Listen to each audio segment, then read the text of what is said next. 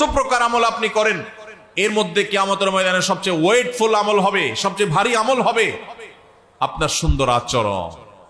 অনেক মানুষ আছেন নামাজটা অনেক সুন্দর, অনেক আলেম আছেন ওয়াজ করে অনেক ভালো, কিন্তু তার মাদ্রাসায় স্টাফদের সাথে, হুজুরদের সাথে, সহকর্মীদের সাথে, বাবুর্চিদের সাথে, অন্য লোকদের সাথে আচরণটা খারাপ করে। আছে না নাই? অনেক মানুষ আছেন হাজী সাহেব, কিন্তু হাজী সাহেবের মুখ দিয়ে এক একটা বাইর হয় 5 মণ ওজনের। আছে না নাই? অনেক মানুষ আছেন অন্য দিক থেকে তার ত্রুটি নাই, কিন্তু সে বদমেজাজ, মাথা যখন গরম হয় কাউকে চিনে না, কি মুখ দিয়ে আসে না আসে কিচ্ছু বলতে পারে না। আছে না নাই এই রোগের রোগী? আমাদের এখানে আছে না নাই এই রোগের রোগী? ভাইরা আমার, যারা আচরণ সুন্দর হবে, যারা আখলাক সুন্দর হবে, নবীজি সাল্লাল্লাহু আলাইহি সাল্লাম বলেছেন কিয়ামতের ময়দানে নেক আমলের দৌড়ে সে এগিয়ে থাকবে। অনেকে নফল নামাজ, নফল রোজা, নফল দান সাদকা, তাসবিহ তাহলিল নিয়েও সেই দৌড়ে আগাইতে পারবে না। শুধুমাত্র যে ব্যক্তি কারোর সাথে আচরণ খারাপ করবে না, নিজের আখলাকটা ভালো করবে, অহংকার করবে না, বিনয়ী হবে, গর্ব করবে না, দম্ভ দেখাবে না, বিনয়ী হবে, মাটি হয়ে থাকবে, যে ব্যক্তি মানুষের সাথে গালমন্দ করবে না, মানুষের সাথে দুর্ব্যবহার করবে না, মানুষকে অপমান অপদস্থ করবে না, কারো ভুল হলে সুন্দরভাবে শুধরাবে, এই উত্তম আচরণের দুর্ভিক্ষ চলছে।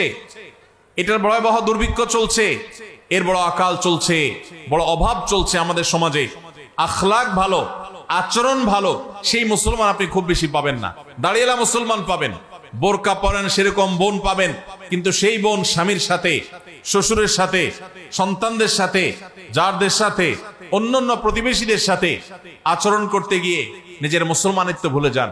মুসলমান কখনো রূঢ় আচরণকারী হতে পারে না। নবী করিম সাল্লাল্লাহু আলাইহি সাল্লাম জান্নাতি লোকদের মার্কা বলেছেন, জাহান্নামী লোকদের আলামত বলেছেন। তিনি বলেছেন জান্নাতি লোকদের মার্কা হলো প্রত্যেক সেই লোক, যে লোকটা বিনয়ী থাকে, যে লোকটা নিরহংকার থাকে, যে লোকটা নিরীহ থাকে, আর যে খুব দম্ভ করে, উতুল্লিন জাওয়াজিন মুস্তাকবির, যে ব্যক্তি গোয়ার কিসিমের হয়, সবাইকে দমায়া রাখে, কাউকে সাইড দেয় না, অহংকার করে, তার দাপটের চোটে কেউ টিকতে পারে না। নবী করিম সাল্লাল্লাহু আলাইহি সাল্লামের হাদিস বলছে এটা জাহান্নামী হওয়ার লক্ষণ। আল্লাহ তাআলা আমাদের সবাইকে এই দুরাচরণ থেকেও বেঁচে থাকার তৌফিক দান করুন। ভাইরা আমার, পরিপূর্ণভাবে মুসলমান হইতে রাজি আছে তো ইনশাআল্লাহ? তাহলে আমাদের আখলাক, আচরণটা সুন্দর করতে হবে। আজ থেকে আমরা প্রতিজ্ঞা করে যাব আমরা কারোর সাথে আচরণ খারাপ করব না। নিজের ঘরের বউয়ের সাথে যদি আচরণ খারাপ করেন, বাহিরে যত নামাজ কালাম পড়েন, যত হুজুর সাজেন, যত মাহফিল শুনেন, 2 পয়সার কোনো লাভ নাই। এই জন্য নবীজি সাল্লাল্লাহু আলাইহি সাল্লাম বলেছেন খায়রুকুম খায়রুকুম লি আহলি ওয়া আনা খায়রুকুম লি আহলি, তোমাদের মধ্যে সবচেয়ে ভালো সে যে তার বাসার পরিবারের লোকদের কাছে ভালো, তার বউয়ের কাছে ভালো। কারণ বাহিরে ভালো সাজা খুব সোজা, দোকানদার হিসাবে কাস্টমারের সাথে নরম নরম কথা বলা খুব সোজা। আপনার আসল রূপ, আসল চেহারা, আসল ব্যবহার দুনিয়ার আর কেউ জানুক আর না জানুক, আপনার বউ, আপনার মা, আপনার বোন, বাসার লোকজন তারা ঠিকই জানে। এই জন্য আপনার বাসার লোকজন আপনাকে ভালো বলে না খারাপ বলে, এটা আপনাকে আগে জানতে হবে। এখন মুশকিল হলো ব্যবহার এত খারাপ যে বউ খারাপ বলবে যে ওই সাহসও বউয়ের নেই। ঠিক না বে ঠিক? যদি আপনার স্ত্রী আপনাকে ভালো মানুষ হিসাবে স্বীকৃতি দেয় আপনার অগোচরে, আপনি জানেন যে আপনার স্ত্রী বলে যে ওনার ব্যবহার সবচেয়ে ভালো, মধুর, মুগ্ধ, কখনো আমাকে কষ্ট দিয়া কথা বলে না, বাপের বাড়ির খোঁটা দেয় না।